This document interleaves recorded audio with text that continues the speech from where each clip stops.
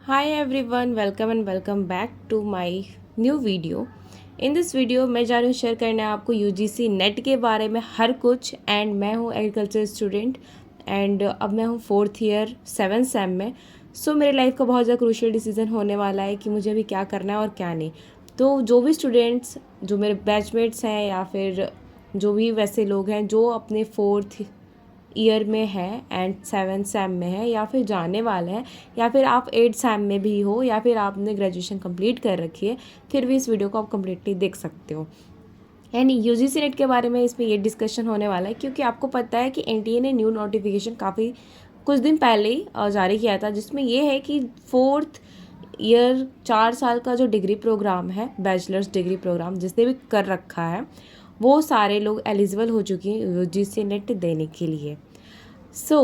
आपके पास बस क्या क्राइटेरिया होने चाहिए कि आपके पास 75% मार्क्स होने चाहिए, ये आपकी एलिजिबिलिटी रहेगी। एंड मैक्सिमम एज 31 ईयर्स है for I think JRF and बाकी असिस्टेंट प्रोफेसर के लिए कोई एज लिमिट नहीं होती है, ना ही PhD के लिए होती है। So let's get started.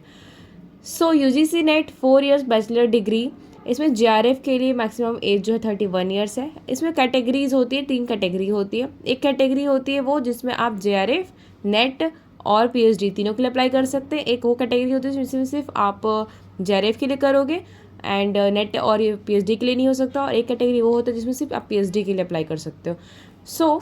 मेरे को जहाँ तक लगता है शायद हमें तो करना चाहिए कैटेगरी 1 के लिए, जिसमें हम JRF नेट और PhD तीनों के लिए अप्लाई कर सकें।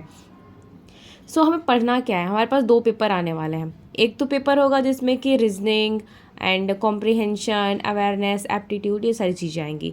दूसरा पेपर होगा हमारा subject specific. And subject specific में क्या होने वाला है कि हमारे पास जो एग्रीकल्चर है, तो एग्रीकल्चर मतलब डायरेक्ट हमें कहीं सब्जेक्ट नहीं मिल पाता है यूजीसी नेट में। अगर आप ढूंढोगे कि सब्जेक्ट कहाँ है, तो हमारे पास 2 ऑप्शंस रहते हैं। एक तो ऑप्शन है हमारे पास adult education, continue education and andragogy and non formal education. And उसके बाद हमारा सेकंड कैटेगरी आता है जिसमें इन्वायरमेंटल साइंस आता है। तो इसका जो एडल्ट एजुकेशन उसका सब्जेक्ट कोड 40 है एंड इन्वायरमेंटल जो साइंस है उसका 89 सब्जेक्ट कोड है। तो हमारे पास सिर्फ 2 ऑप्शन है, हम इसी पेपर से अपना सब्जेक्ट जो है या चूज़ करेंगे एंड इसी पेपर से अपना फॉर्म फिल करेंगे। बहुत ज़्यादा कन्फ्यूजन होता है एग्रीकल्चर वालों को कौन सब्जेक्ट ले, हमारे लिए तो कोई सब्जेक्ट दिया ही नहीं है, तो हमारे पास 2 ऑप्शन हैं। ओके।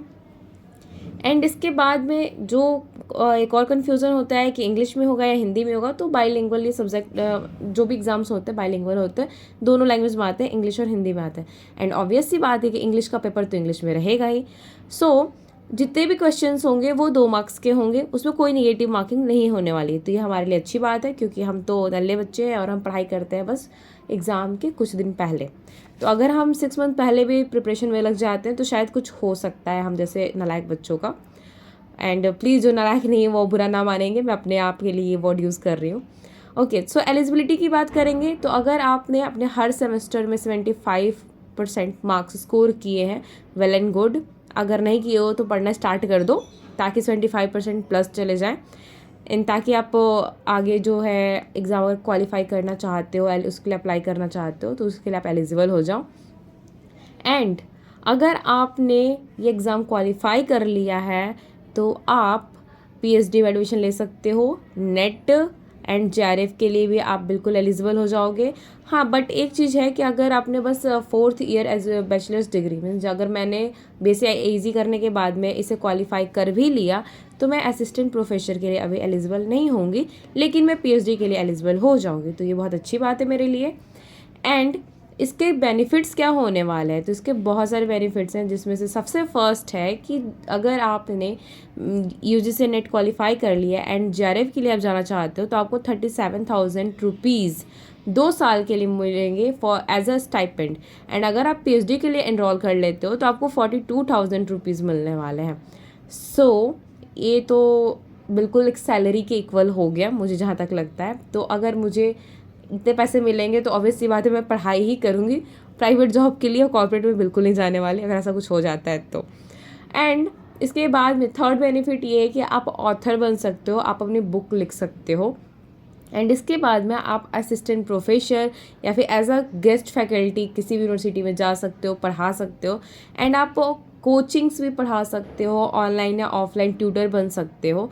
एंड अगर आपने एग्ज़ाम क्वालिफाई कर लिया यूजीसी नेट तो जूनियर से आप डायरेक्ट सीनियर पे जाओगे, senior research fellowship and senior project fellow, then senior project assistant, senior author, and जो प्रोजेक्ट मैनेजर है वहाँ से प्रोजेक्ट हेड पे आप चले जाओगे।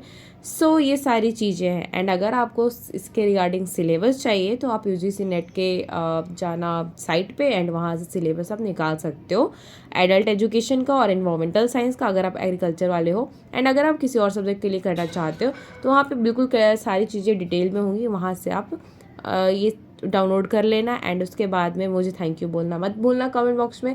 एंड अगर आपको लगता है कोई इंप्रूवमेंट की ज़रूरत है इन वीडियोज़ में तो प्लीज़ कमेंट करके बताओ, मैं इंप्रूव करने के लिए ट्राई करूँगी। So thanks for watching, love you all, bye bye, see you soon in next video and don't forget to like, subscribe and share.